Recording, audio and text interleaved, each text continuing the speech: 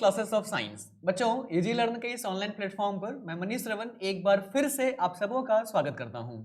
बच्चों, हम लोग क्लास 10th के साइंस को पढ़ रहे थे, जिसमें केमिस्ट्री का दूसरा चैप्टर हम आज पढ़ेंगे। तीसरा chapter metals and non metals, one of the most important chapter for your board exams. And जब आप आगे कॉम्पिटिटिव एग्जाम्स की तैयारी करोगे तो कॉम्पिटिशन में भी इससे बहुत सारे क्वेश्चन पूछे जाते हैं, डायरेक्ट न्यूमेरिकल बेस्ड और कॉन्सेप्चुअल बेस्ड। तो फटाफट रेडी हो जाइए, हम लोग पढ़ने वाले हैं आज metals and non metals, one of the most important chapter. बच्चों देखिए, आपने पीरियोडिक टेबल देखा होगा। इस तरह का एक टेबल आपके केमिस्ट्री की बुक में आपको कभी ना कभी दिखा होगा। इस टेबल में मेजरली हम लोग इसको दो टाइप में कैटेगराइज करते हैं। जो लेफ्ट का पोर्शन होता है उसमें हम लोग रखते हैं मेटल्स को, और जो राइट का पोर्शन होता है हम रखते हैं नॉन मेटल्स को।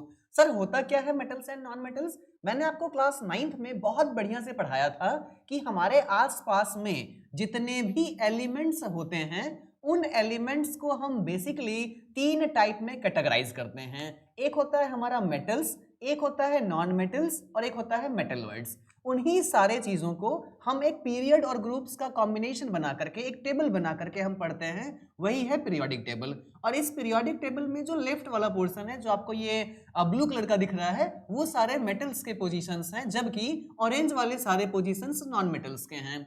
बच्चों, मेटल्स और नॉन मेटल्स को पढ़ने से पहले हम लोग जानते हैं कि मेटल्स और नॉन मेटल्स आए कहां से। हमारे पास एलिमेंट्स थे। क्या थे हमारे पास? एलिमेंट्स। कितने एलिमेंट्स थे? तो लगभग 100 प्लस 118 एलिमेंट्स आज के डेट में आपके पास है, जिसमें से हमने उनको क्लासिफाई किया on the basis of their properties, either physical properties और केमिकल प्रॉपर्टीज। तो उन एलिमेंट्स में से हमने कुछ एलिमेंट्स को रखा मेटल्स के कैटेगरी में, कुछ एलिमेंट्स को रखा नॉन मेटल्स के कैटेगरी में, और कुछ को रखा मेटलॉइड्स के कैटेगरी में। अब मेटल क्या होता है पहले उसको देखते हैं।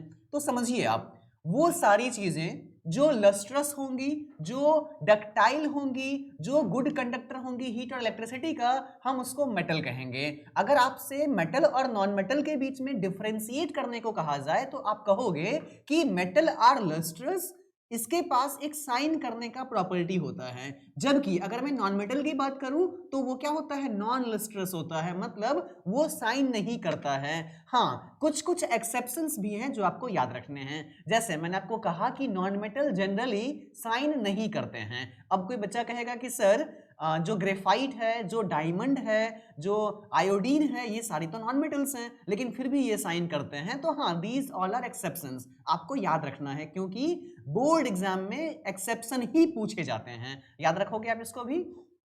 अगली बात, एक अगला प्रॉपर्टी देखते हैं हम लोग। तो मेटल्स के बारे में आप ऐसा याद रखो कि exist as a solid. Generally जितने भी मेटल्स हैं वो सॉलिड के अवस्था में पाए जाएंगे, सॉलिड स्टेट में पाए जाएंगे। बस एक एक्सेप्शन कौन है? मरकरी।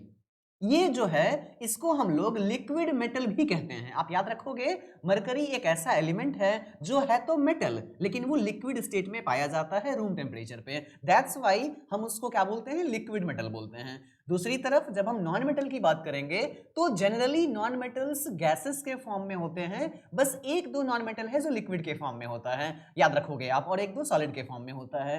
एक्सेप्शन इसका हो गया डायमंड। क्यों? क्योंकि नॉन मेटल्स को कहा जाता है कि दे आर सॉफ्ट, वो सॉफ्ट होते हैं। लेकिन आप डायमंड की बात कर लो, दुनिया का हार्डेस्ट नेचुरल अकरिंग सब्सटेंस है, नेचर में अकर करने वाला सबसे हार्डेस्ट सब्सटेंस है ये। तो ये एक्सेप्शन है, आपको याद रखना है। आगे बढ़ते हैं बच्चों, ध्यान से समझिए। मेटल के पास एक ऐसा प्रॉपर्टी होता है कि it can be drawn into thin wires. अगर आपके पास एक मेटल का ब्लॉक है तो आप चाहो तो इसके अंदर से एक बहुत पतला तार निकाल सकते हो, बहुत लंबा ड्रॉ कर सकते हो, तार को खींच सकते हो इसके अंदर से तार। और ये जो प्रॉपर्टी होता है, खुद को एक पतले तार में कन्वर्ट कर देना, ये प्रॉपर्टी कहलाता है डक्टिलिटी, जो कि मेटल के पास होता है। यानी हमको याद रखना है कि मेटल डक्टाइल होते हैं, जबकि यही सेम चीज नॉन मेटल में नहीं होता है ना। एक और बात आपको मैं इंटरेस्टिंग फैक्ट बताता हूं। अगर हम बात करें गोल्ड का, तो gold is the one of सबसे ज्यादा डक्टाइल जो है सो एलिमेंट हम लोग गोल्ड को मानते हैं। एक छोटा सा एग्जांपल देखिए, अगर आपके पास 1 ग्राम गोल्ड है तो you can draw a wire up to 2 kilometre.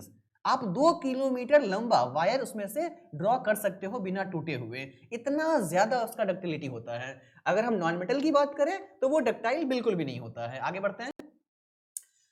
अगले प्रॉपर्टी को देखिए। अब जो अगला प्रॉपर्टी है वो है ये कि मेटल्स के पास एक ऐसा प्रॉपर्टी होता है कि आप चाहो तो उसको पीट पीट के थीन शीट में कन्वर्ट कर सकते हो। It can be converted into sheets. और ये केवल और केवल किसके पास होता है प्रॉपर्टी? मेटल के पास होता है। कुछ इसके एक्सेप्शंस भी हैं लाइक मरकरी, लेकिन अगर हम नॉन मेटल की बात करें तो वो शीट में कन्वर्ट नहीं होते हैं। फॉर एग्जाम्पल, आपके सामने एक यहाँ पर लोहे का टुकड़ा है, क्यूब है, और एक हाथ में आप लकड़ी का क्यूब है।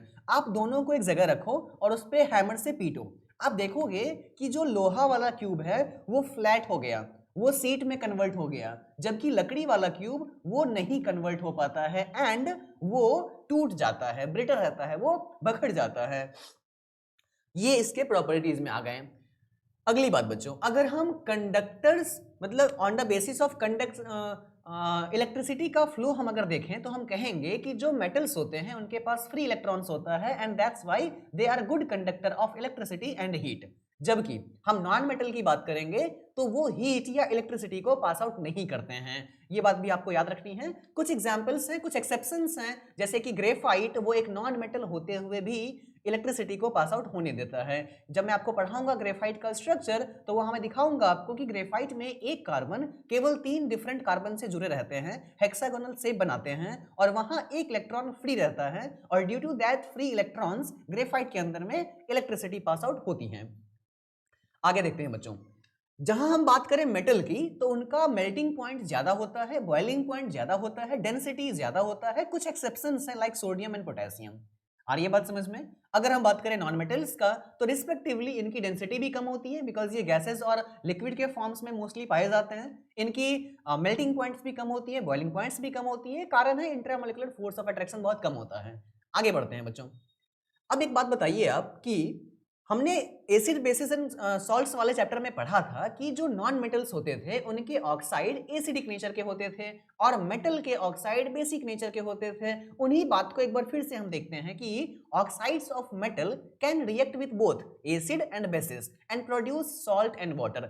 आप एक बात याद रखो, कुछ कुछ ऐसे मेटल होते हैं, ये सारे मेटल के लिए नहीं है, कुछ कुछ ऐसे मेटल्स होते हैं जो एसिड साथ साथ बेस दोनों के साथ रिएक्ट करते हैं। सारे नहीं, कुछ ही कुछ ऐसे मेटल होंगे जो एसिड से भी रिएक्ट करेंगे, बेस से भी रिएक्ट करेंगे। बाकी जो मेटल्स हैं, मोस्ट ऑफ द मेटल्स अगर हम जनरल वे में बात करें तो metals are basic in nature, और अगर मेटल बेसिक नेचर का है तो वो केवल रिएक्ट विद एसिड और न्यूट्रलाइज करके सॉल्ट वाटर बनाएगा। लेकिन कुछ ऐसे मेटल्स हैं जो एसिड के साथ तो करते ही करते हैं, बेस के साथ भी करते हैं, और इस तरह के जो मेटल्स होते हैं उनके जो ऑक्साइड्स होते हैं हम उसको बोलते हैं एम्फोटेरिक ऑक्साइड। सर कितने हैं? बहुत गिने चुने हैं, आप याद कर लो। एल्युमिनियम के ऑक्साइड्स होते हैं एंड जिंक के ऑक्साइड बनते हैं। बस यही दो ऐसे ऑक्साइड हैं, यही दो ऐसे मेटल हैं एल्युमिनियम एंड जिंक जिनके ऑक्साइड एसिडिक साथ साथ बेसिक नेचर के भी होते हैं।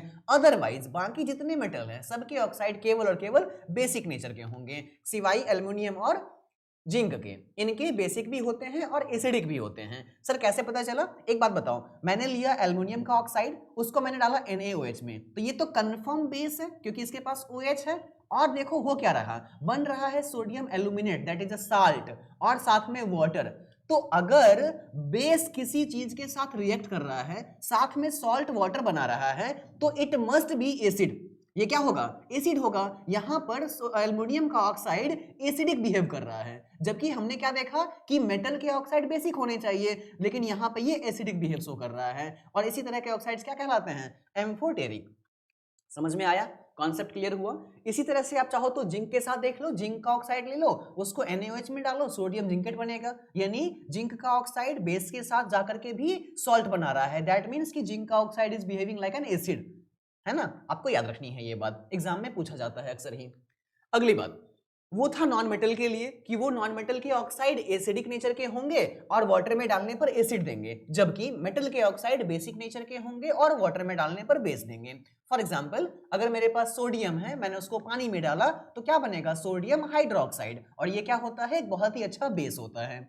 अगली बात, मेरे पास एल्युमिनियम है, मैंने उसको पानी में डाला तो ये बना Al2O3 एल्युमिनियम का ऑक्साइड, और ये भी कैसा होता है? बेसिक नेचर का होता है। ये बेसिक बेस नहीं है, बेसिक नेचर का है।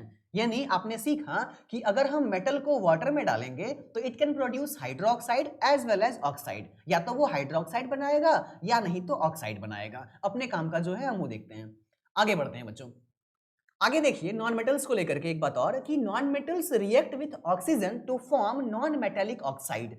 दुनिया में जितने भी नॉन मेटल्स हैं अप्रोक्सीमेट 22 to 24 के आसपास, वो सारे के सारे ऑक्सीजन के साथ जब मिलेंगे तो ऑक्साइड बनाएंगे। मान लो मैं क्लोरीन हूं, मिल गया ऑक्सीजन से तो क्लोरीन का ऑक्साइड बना। अगर मैं मिल गया मान लो मैं सल्फर हूं, ऑक्सीजन से मिला तो सल्फर का ऑक्साइड बना। मैं नाइट्रोजन हूं, ऑक्सीजन से मिला, नाइट्रोजन का ऑक्साइड बना। तो अलग अलग नॉन मेटल्स ऑक्सीजन के साथ जुड़ करके अलग अलग नॉन मेटेलिक ऑक्साइड्स बनाते हैं जो कि एसिडिक नेचर के होते हैं। For example carbon plus O2 CO2, है ना, आपको ये बात याद रखनी है। अगली बात बच्चों, हमने जो डिस्प्लेसमेंट रिएक्शन पढ़ा था क्लास 10th के चैप्टर 1 में केमिस्ट्री के, उस चीज को आप एक बार याद करो। एक अच्छा रिएक्टिव मेटल अपने से कम रिएक्टिव मेटल को उसको उसी के कंपाउंड से डिस्प्लेस करता था। ये सेम चीज यहां भी फॉलो होगा। अगर अच्छा नॉन मेटल है तो वो अपने से खराब नॉन मेटल को उसको उसी के कंपाउंड से डिस्प्लेस कर देगा। फॉर एग्जांपल NaBr, आपके सामने सोडियम ब्रोमाइड कंपाउंड है जो एक्वस फॉर्म में है, मैंने उसको क्लोरीन के पास ले गया तो होता क्या है यहाँ पर देखिए आप, क्लोरीन बहुत अच्छा इलेक्ट्रोनेगेटिव है, सोडियम बहुत अच्छा इलेक्ट्रोपॉजिटिव है, वो ब्रोमीन से सेटिस्फाई नहीं है, उसको चाहिए कौन, क्लोरीन। जैसे ही मौका मिलेगा क्लोरीन यहां से उसके पास जाकर के अटैच हो जाएगा। आ रही है बात समझ में? और आपको मिलेगा NaCl प्लस Br2। इतना समझ में आया? चलिए आगे बढ़ते हैं।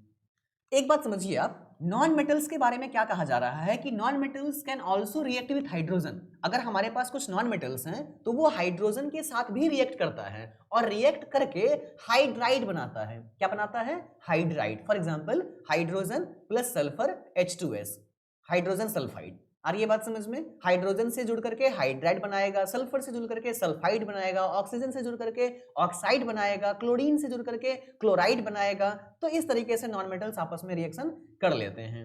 चलिए अब एक बहुत ज्यादा जरूरी चीज जो मैं आपको बहुत दिन से पढ़ाते आ रहा हूं, आप एक बार फिर से इसको रिवाइज करिए। Reactivity series. सर क्या होता है रिएक्टिविटी सीरीज? तो ये एक ऐसा सीरीज है जिसमें हम मेटल्स को अकॉर्डिंग टू देयर रिएक्टिविटी एक ऑर्डर में अरेंज करते हैं। फॉर एग्जाम्पल आप समझिए, इस सीरीज के बारे में मैंने कहा कि the series in which metals are arranged in the decreasing order of reactivity.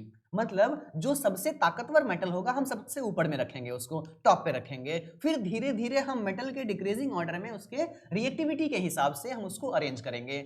यही सीरीज कहलाता है रिएक्टिविटी सीरीज। सर क्या इसमें केवल मेटल्स होते हैं? नहीं, इसमें एक चीज होता है हाइड्रोजन, क्योंकि हम उससे रिलेट कर रहे होते हैं। तो एकलौता ऐसा नॉन मेटल है जो नॉन मेटल होते हुए भी रिएक्टिविटी सीरीज में पाया जाता है। तो आपसे पूछा जा सकता है कि रिएक्टिविटी सीरीज में क्या केवल मेटल्स ही होते हैं? नहीं, एक हाइड्रोजन भी होता है जो कि नॉन मेटल है।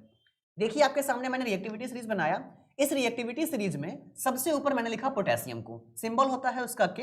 ये पोटेशियम है, मोस्ट रिएक्टिव है।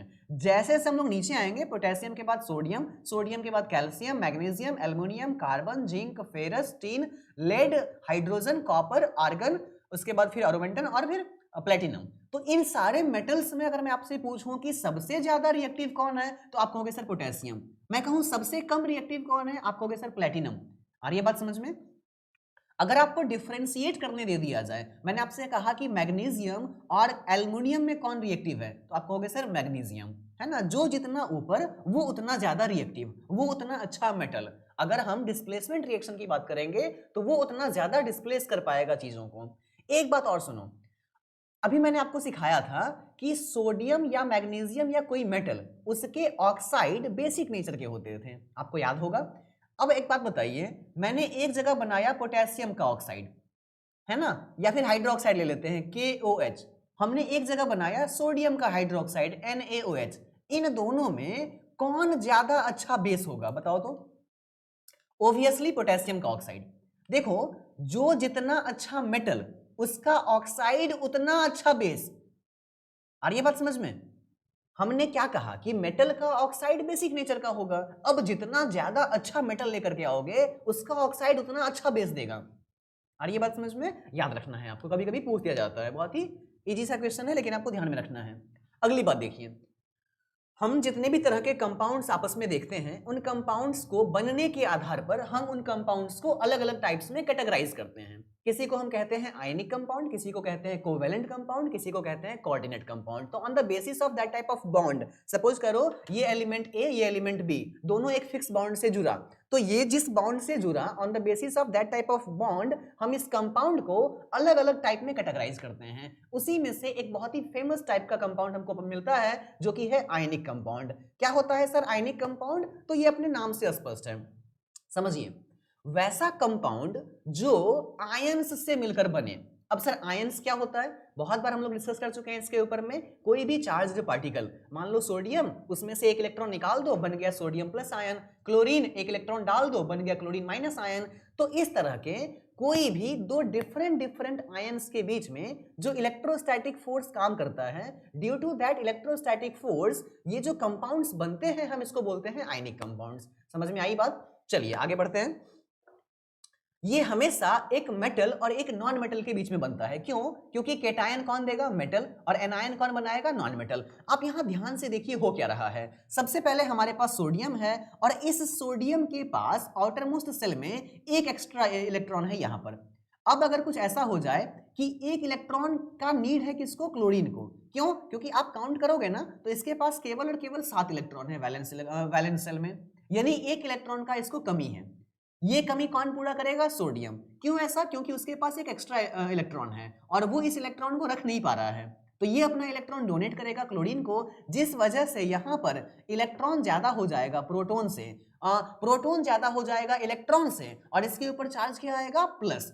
और इस यहाँ क्या होगा? इलेक्ट्रॉन ज्यादा हो जाएगा प्रोटॉन से, चार्ज क्या आएगा? माइनस। और इन दोनों चार्ज के बीच में यहाँ देखिए इसके पास क्या आ गया? प्लस, और इसके पास क्या आ गया? माइनस। और इस प्लस और माइनस के बीच में एक इलेक्ट्रोस्टैटिक फोर्स यहाँ पर काम करना शुरू करेगा।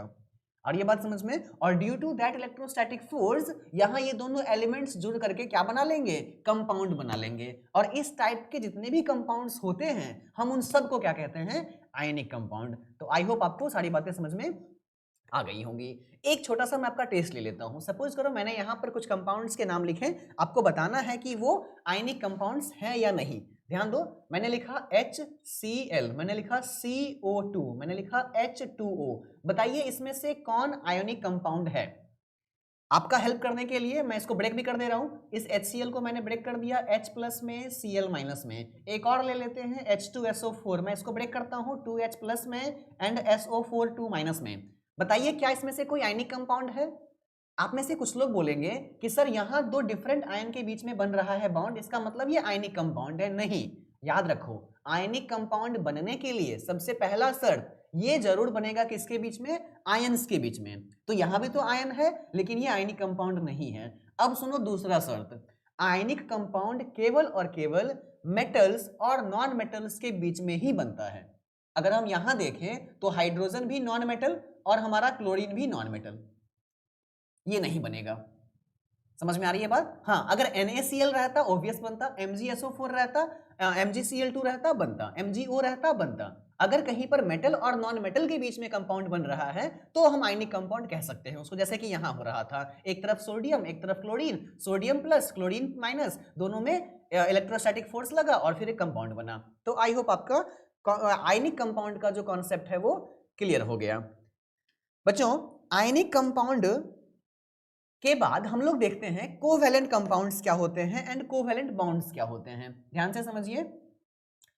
देखो आयनिक कंपाउंड जब हम पढ़ रहे थे ना तब हमने देखा कि वहां क्या होता था, इलेक्ट्रॉन्स का शेयरिंग होता था, सॉरी इलेक्ट्रॉन्स का ट्रांसफर होता था। जो केटायन होता था वो इलेक्ट्रॉन ट्रांसफर करता था एनायन के पास और इस तरीके से उस पे चार्ज डेवलप होता था, उस चार्ज के बीच में इलेक्ट्रोस्टैटिक फोर्स लगता था, कंपाउंड बनता था। अभी वैसा नहीं होगा। समझिए आप, जितने भी एलिमेंट्स हैं सबका लक इतना ज्यादा अच्छा नहीं होता है कि उनको वैसे ही पार्टनर्स मिले जो उनसे इलेक्ट्रॉन लेकर या देकर एक मजबूत बॉन्ड, एक आयनिक बॉन्ड बनाए। अब एक बात आप बताइए, सपोज करिए मेरे पास हाइड्रोजन है और आप क्लोरीन है, यानी अगर एक जगह हाइड्रोजन है और एक जगह क्लोरीन है, अब इन दोनों के बीच में अगर हम बॉन्ड बनाने जाएंगे तो क्या होगा? हाइड्रोजन के वैलेंस सेल में केवल और केवल एक इलेक्ट्रॉन है, क्लोरीन के वैलेंस सेल में 7 इलेक्ट्रॉन है, 1 2 3 4 5 6 एंड 7। ठीक है, अभी हमको इसी से कंपाउंड बनाना है। अब इसको कोई और नहीं मिल रहा, इसको भी कोई और नहीं मिल रहा, इन दोनों को आपस में ही कंपाउंड बनाना ही बनाना है। क्यों? क्योंकि in the form of atom it can't exist. ये लोग एटम के फॉर्म में एग्जिस्ट नहीं कर सकते हैं, इनको कंपाउंड बनाना है, ये अटैच होंगे। अब एक बात देखो, ऑक्टेट रूल को फॉलो करने के लिए इनके आउटर मोस्ट सेल में क्लोरीन को 8 दिखाना पड़ेगा, हाइड्रोजन को 2 दिखाना पड़ेगा। इनको छोड़ दिया गया कि भैया आप छोटे एलिमेंट हो तो you can complete your duplet also. आप अगर अपना डुप्लेट बना लोगे, 2 इलेक्ट्रॉन ले आओगे तो हम खुश हो जाएंगे, आपको स्टेबल रहने देंगे। यहाँ देखो क्या होगा, ये लोग आपस में एक समझौता करेंगे, इनको चाहिए एक और इलेक्ट्रॉन, इनको भी चाहिए एक और इलेक्ट्रॉन।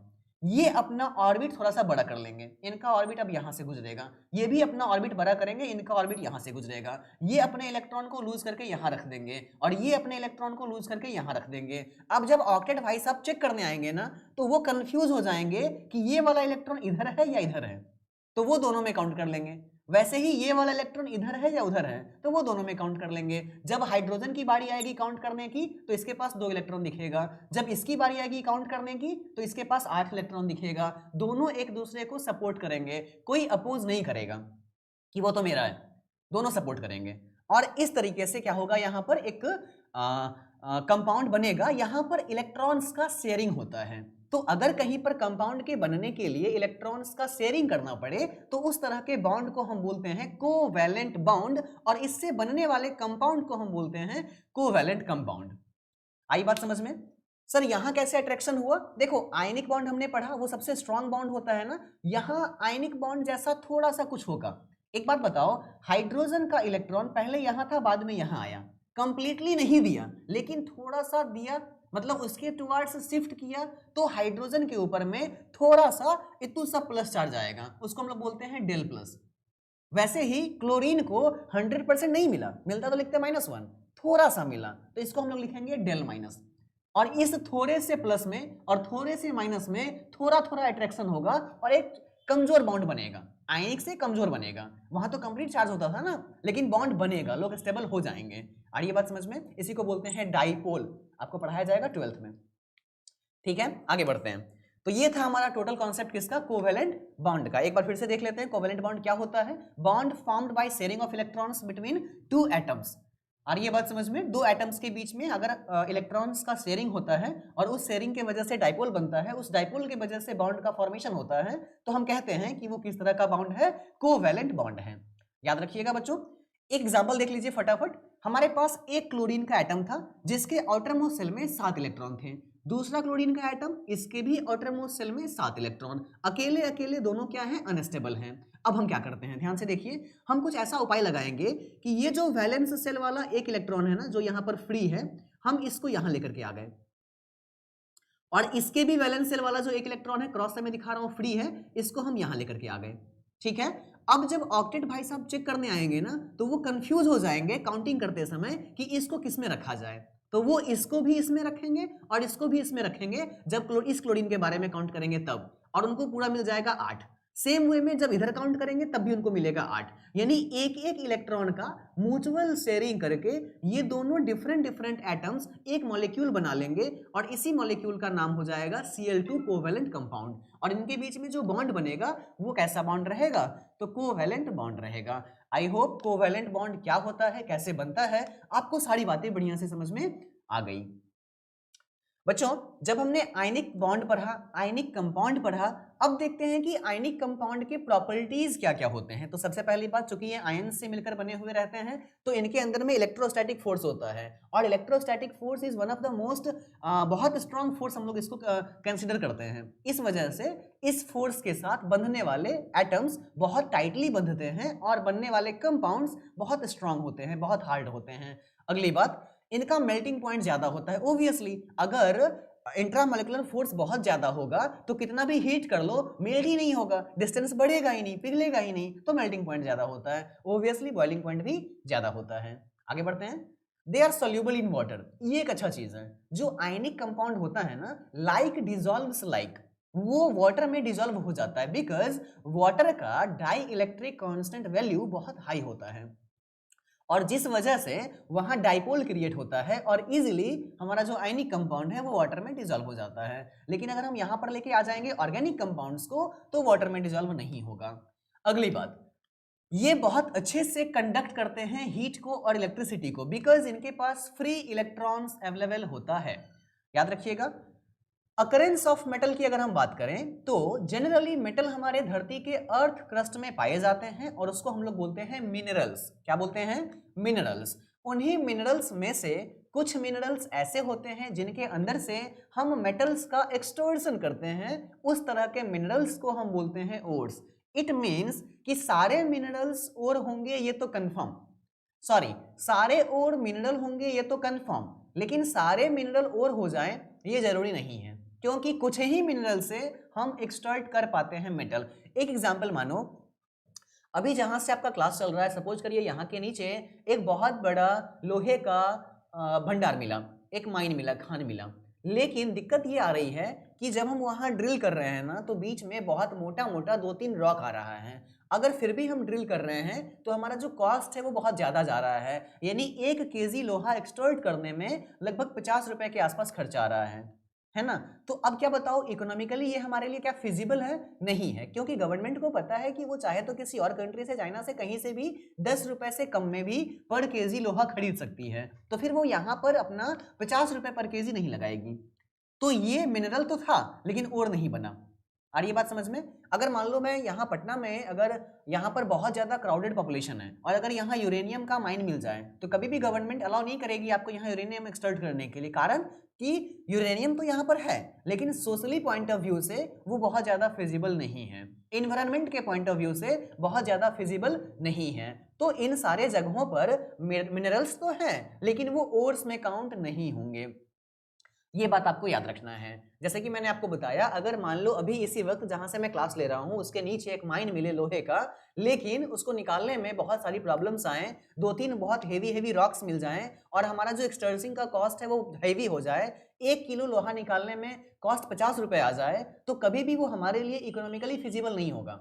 गवर्नमेंट कभी भी उसको नहीं निकालेगी। क्यों? क्योंकि गवर्नमेंट जानती है कि 7 रुपए 8 रुपए किलो उसको लोहा किसी और कंट्री से मिल जाएगा, वो इंपोर्ट कर लेगी। यहाँ 50 और 60 रुपए लगा करके वो नहीं निकालेगी बाहर। तो ये आपका मिनरल तो था लेकिन और नहीं बन पाया। तो हम कहेंगे कि सारे मिनरल्स और हों ऐसा जरूरी नहीं है।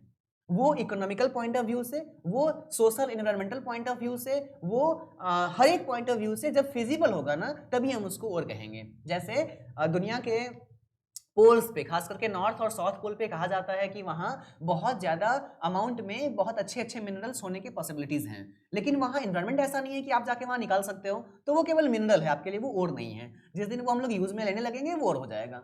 आगे देखिए, अभी हमने मान लिया कि चलिए ठीक है हम ओर तक पहुंच गए हैं, तो अब हम उसका एक्सट्रूजन कैसे करेंगे? तो सबसे पहले हम उस ओर्स को फिल्टर करेंगे on the basis of reactivity.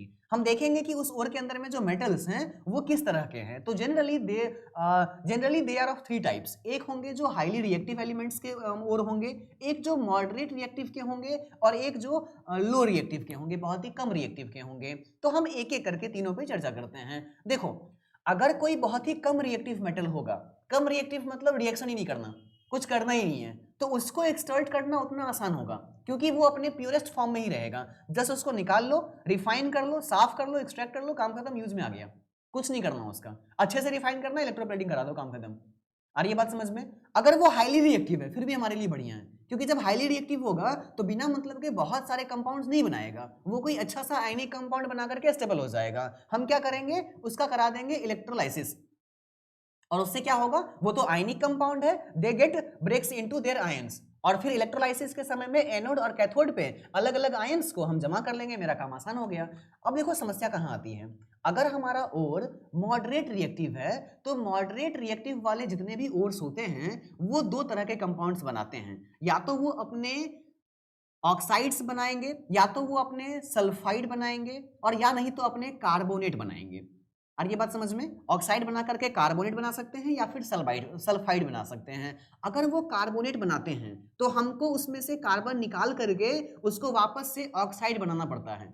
अगर वो सल्फाइड बनाते हैं तो उसमें से सल्फर निकाल करके हमको उसको ऑक्साइड बनाना पड़ता है। एक बार जब ऑक्साइड बन गया तो फिर सिंपल उसको गर्म कर दो या फिर उसका रिडक्शन करवा दो, ऑक्सीजन बाहर निकाल लो, मेटल निकल जाएगा।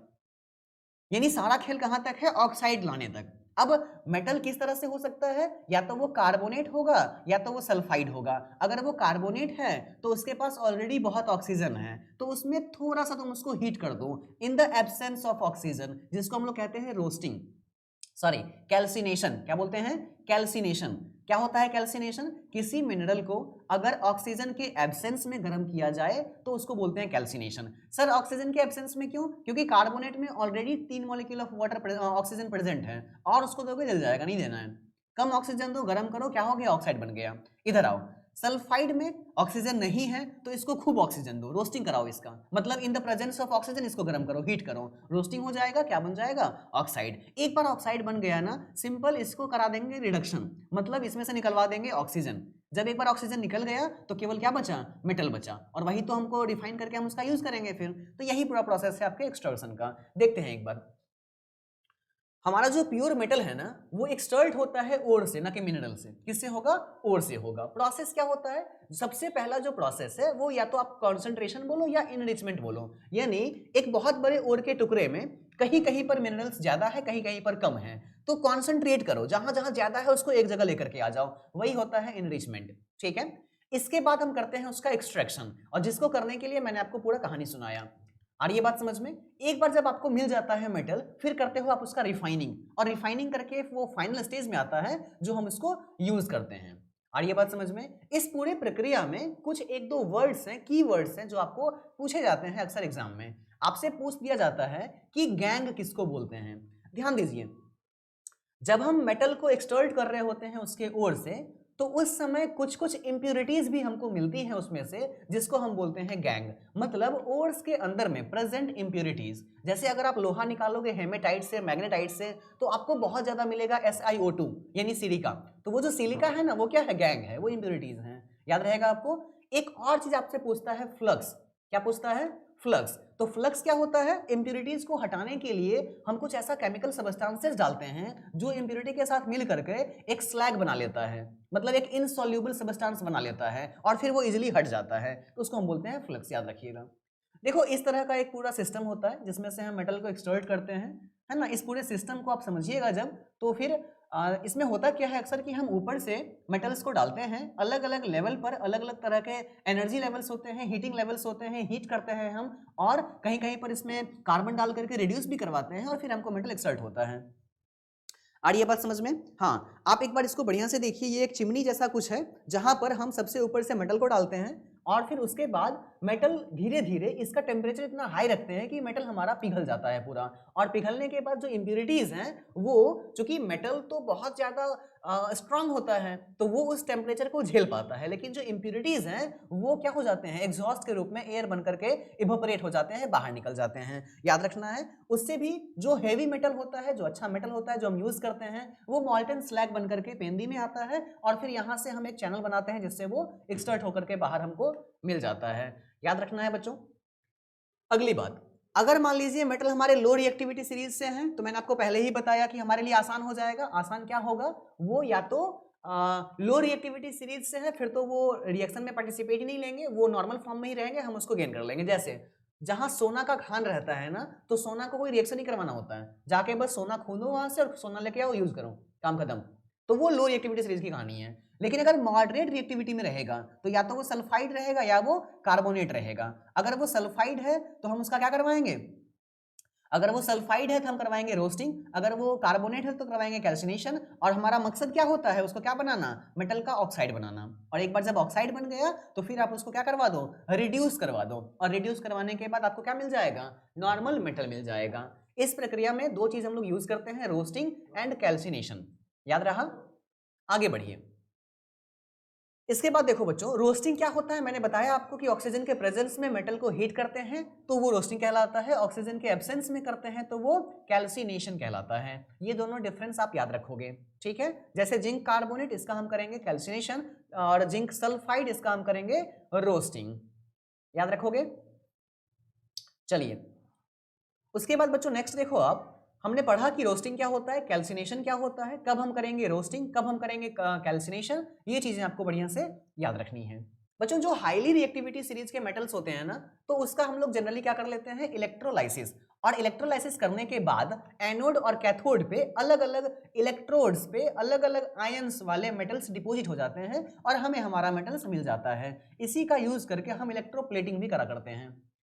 चलिए, रिफाइनिंग ऑफ मेटल, जब एक बार हमें मेटल मिल गया तो फाइनल यूज से पहले हम एक बार करते हैं उसका रिफाइनिंग, और यहां भी हम यूज करते हैं इलेक्ट्रोलाइटिक रिफाइनिंग। इलेक्ट्रोलाइटिक रिफाइनिंग के बाद जो मेटल हमें मिलता है वो 99.9% प्योर मेटल माना जाता है, सबसे ज्यादा प्योर फॉर्म में हमको मिलता है। याद रखिएगा आप। होता कैसे है बच्चों इलेक्ट्रोलाइसिस, ध्यान से समझिए। जैसे मान के चलो मैं आपको बताता हूं, सपोज करिए हमारे पास मेटल का एक बहुत बड़ा बल्क में एक एक्सट्रैक्ट किया हुआ हमारे पास बहुत सारा मेटल पड़ा हुआ है। हम क्या करते हैं, इम्प्योर वाले मेटल से बनाते हैं कैथोड और प्योर वाले मेटल से हम बना लेते हैं क्या, एनोड। आ रही है बात समझ में? इम्प्योर से हमने बना लिया एनोड और प्योर से हमने बनाया कैथोड। अब हम क्या करेंगे, मैं यहाँ पे आपको बना के दिखाता हूँ। सपोज करिए ये हमारा एक ट्यूब है जिसमें हमने एक बहुत मोटा सा मेटल का ले लिया है एक रॉड, और ये कैसा है, ये इम्प्योर है। कैसा है ये, इम्प्योर। मैंने इसको जोड़ दिया बैटरी के पॉजिटिव एंड से। कौन से एंड से, पॉजिटिव एंड से। और ये हमारा एक बहुत पतला सा इलेक्ट्रोड है और मैंने इसका नाम दिया, मैंने इसको जोड़ दिया बैटरी के निगेटिव एंड से, तो ये हमारा क्या हो गया, कैथोड हो गया। और पॉजिटिव वाला क्या था, एनोड था। जो एनोड है उसके सराउंडिंग में कौन से चार्ज आ गए, तो उसके ऊपर में प्लस चार्ज आ गए। समझ में आ रही है बात? अब देखो हम क्या कर रहे हैं, ध्यान से देखना। जब हम यहां से वोल्टेज बढ़ाएंगे और बीच में कुछ इलेक्ट्रोलाइसिस को डाल देंगे ताकि वो इलेक्ट्रिसिटी कंडक्ट करवा सकें, तो क्या होगा, ध्यान से देखना। हम इसमें डाले हुए हैं इम्प्योर मेटल्स। क्या डाले हुए हैं, इम्प्योर मेटल्स। और मेटल के बारे में आप एक बात याद रखो कि वो हाईली इलेक्ट्रोपॉजिटिव होते हैं। क्या होते हैं वो, इलेक्ट्रोपॉजिटिव। अब एक बात बताइए, जो ऑलरेडी पॉजिटिव है उसी पे हम पॉजिटिव भी लगा दिए, तो यहां क्या होगा, मेटल का इस पॉजिटिव साइन के साथ, पॉजिटिव चार्ज के साथ क्या होगा, मेटल का रिपल्सन होगा। और उस रिपल्सन की वजह से इस इम्प्योर वाले रॉड में जितने ओरिजिनल मेटल्स हैं वो इसको छोड़ के भागने लगेंगे, और जो इम्प्योरिटीज है वो यहां पड़ा रहेगा। यानी टाइम के साथ साथ ये रॉड पतला होते जाएगा। क्या होते जाएगा, पतला होते जाएगा। इसके अंदर में से मेटल्स के एटम्स निकलते जाएंगे, धीरे धीरे मेटल्स के एटम्स निकलते जाएंगे। अच्छा, निकल करके सर जाएगा कहां, तो देखो जैसे ही मेटल यहां से जान छुड़ा के भागा, क्यों भागा, क्योंकि वो ऑलरेडी था इलेक्ट्रोपॉजिटिव और उसको डाल भी दिया गया था पॉजिटिव वाले प्लेट पे, तो वो तो रिपल्सन फील कर रहा था, भाग रहा था, वहां से भागा। जैसे ही भाग करके मान लो मेटल यहां आया, तब उसको क्या दिखा, हाँ बगल में एक दिख गया, कौन, कैथोड। इसके पास कौन सा चार्ज, निगेटिव। ये बेचारा कौन सा चार्ज, पॉजिटिव। तो इसको अपना सहूलियत के लिए कौन दिखा, इसको कैथोड दिखा। अब ये अट्रैक्ट होगा टुवर्ड्स निगेटिव, और इधर से जितने भी प्योर मेटल्स आए थे वो सारे के सारे जा करके और इसके ऊपर में प्लेटिंग करना शुरू कर देंगे। और धीरे धीरे धीरे क्या होगा, हमारा ये वाला इलेक्ट्रोड एकदम पतला थीन बच जाएगा और ये वाला इलेक्ट्रोड एकदम मोटा सा हो जाएगा। यानी इसके ऊपर में अब जो हमको मिले सारे के सारे मेटल्स, वही हो गया हमारा यहाँ का प्योर मेटल। अब हम इस इलेक्ट्रोड को बाहर निकाल लेंगे और बाहर निकाल के उसके ऊपर से सारे मेटल्स को झाड़ देंगे। समझ में आ रही है बात? यही तरीका कहलाता है इलेक्ट्रोप्लेटिंग। क्या कहलाता है, इलेक्ट्रोप्लेटिंग। देखो समझो मेरी बात, आजकल हम लोग देखते हैं बहुत सारे ऑर्नामेंट्स जिसके ऊपर में गोल्ड का बॉर्डर चढ़ा हुआ रहता है। कैसे होता होगा वो, हम गोल्ड को डाल देते हैं पॉजिटिव में, ठीक है, और मान लो मुझे चढ़ाना है स्टील पे, तो लोहा को डाल दिए निगेटिव में।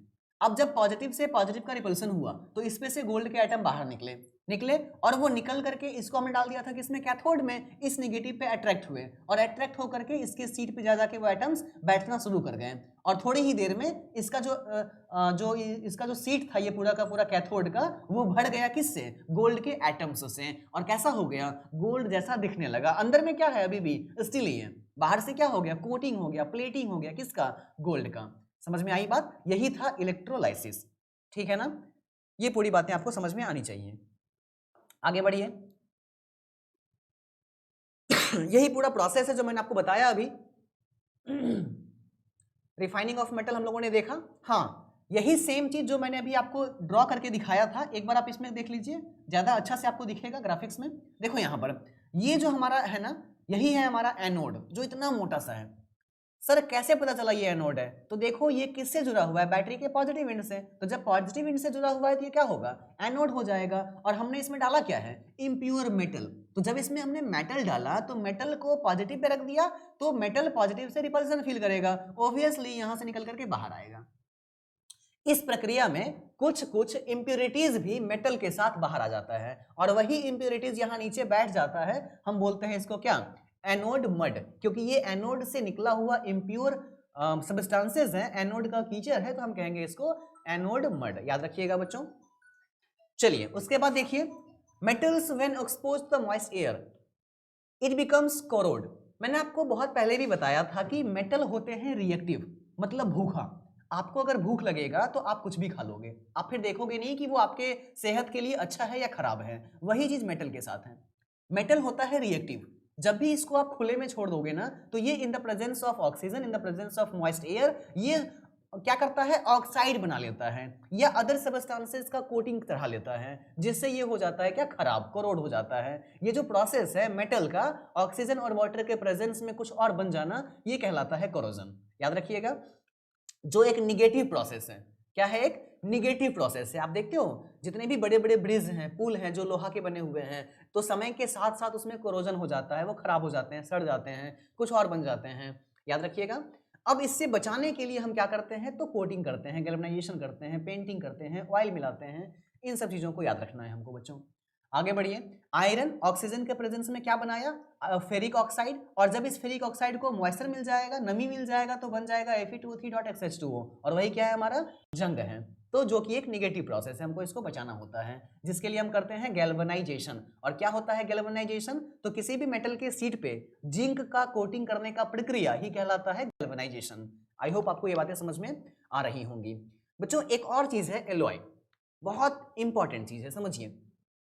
जब दो या दो से ज्यादा मेटल्स की हम बात करते हैं ना, तो किसी एक मेटल में कोई खास चीज होता है और किसी दूसरे मेटल में कोई दूसरा खास चीज होता है, ठीक है। किसी एक मेटल में कोई एक खास चीज होता है और किसी दूसरे मेटल में कोई दूसरा खास चीज होता है। अगर हमको दोनों का नेचर यूज करना है, दोनों का बिहेवियर यूज करना है, तो हम बनाते हैं एलॉय। आ रही है बात समझ में? जैसे लोहा बहुत ज्यादा स्ट्रांग होता था, तो उसके स्ट्रांगनेस को यूज करना था हमें, लेकिन उसमें दिक्कत क्या थी कि वो बेचारा कोरोड हो जा रहा था, उसमें जंग लग जाता था। तो हमने क्या किया, कुछ कुछ उसमें अलग से चीजें मिलाई, हमने उसमें निकल मिलाया, हमने उसमें कार्बन मिलाया, और मिला करके बनाया स्टेनलेस स्टील। अब वो उसमें ताकत किसका है, लोहा वाला है, और उसमें जंग न लगने का पावर भी आ गया। तो हम ऐसा काम करते रहते हैं, हम लोग बहुत ही होशियार हो चुके हैं आज की डेट में। वही है हमारा एलॉय। किसको बोलेंगे सर एलॉय? तो ये एक मिक्सचर है टू और मोर मेटल्स का, जो कि अगर हमको किसी एक मेटल का कोई एक प्रॉपर्टी अच्छा लगा, दूसरे मेटल का दूसरा प्रॉपर्टी अच्छा लगा, हमको दोनों यूज करना है, तो हम उन दोनों को मिला करके एक तीसरा चीज बनाते हैं एलॉय। याद रखोगे आप? कुछ एग्जांपल्स जो आपको पूछे जाते हैं, जैसे कि ब्रास। अगर आपसे पूछा जाए ब्रास क्या चीज है, तो आप कहोगे ये एक एलॉय है। किसका किसका? कॉपर और जिंक का। जब कॉपर और जिंक को एक फिक्स रेशियो में हम मिलाते हैं, तो वो कहलाता है ब्रास। जब हम इस पे न्यूमेरिकल्स बनाएंगे, जब लाइव क्लास में हम लोग इसको पढ़ रहे होंगे ना, तो मैं आपको एक्चुअल कंपोजिशन बताऊंगा कि ब्रास के बनने में कॉपर कितना यूज होता है 65 के आसपास में, और जिंक कितना यूज होता है 35 के आसपास में। याद रखोगे आप। ब्रॉन्ज के बनने में क्या क्या चीजें यूज होती है? Copper and tin. सोल्डर के बनने में क्या क्या चीजें यूज होती है? लेड और टिन। 50-50, मतलब 50% लेड 50% टिन, क्या बनता है? सोल्डर। याद रखोगे। अमलगम के बनने में हम लोग यूज करते हैं किसका किसका? मरकरी का, किसी भी एक मेटल के साथ में। याद रखोगे आप। और इस एलॉय से अलग अलग बहुत सारे यूटेंसिल्स, बहुत सारे सबस्टेंसेस बनाए जाते हैं। आई होप ये सारी बातें आपको अच्छी लगी। मिलते हैं लाइव क्लास में, जब हम लोग वहां पर अपने सारे डाउट्स को डिस्कस करेंगे। अगर ये सारी बातें अच्छी लग रही हैं, बहुत मन लगा के पढ़िए, ध्यान से पढ़िए। Thank you very much.